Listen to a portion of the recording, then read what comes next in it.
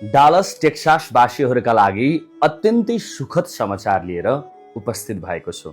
परदेशको भूमिमा श्री रामचरित मानस कथा, त्यो पनि नेपालीमा, नेपालबाट पाल्नुभएका परम पूज्य श्रद्धेय ईश्वर कृष्ण महाराजजीको मुखारवृन्दबाट सङ्गीतमय कथा प्रवचन हुँदैछ, जहाँ पशुपतिनाथ बुद्ध विहार मन्दिर डालस टेक्सासमा।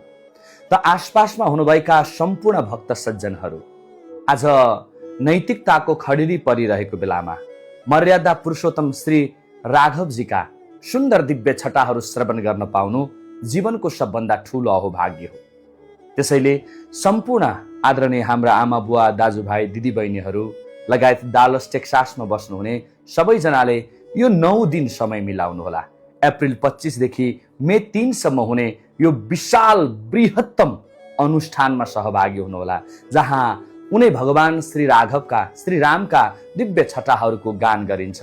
रामचरितमानस, त्यो पनि बुझ्ने गरी नेपालीमा।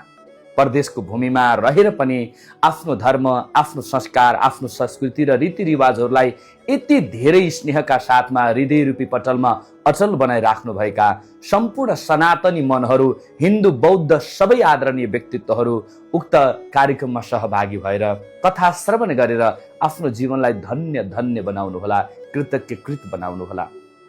यस्तो अवसर फेरि बार बार जीवनमा आउँदैन सज्जन।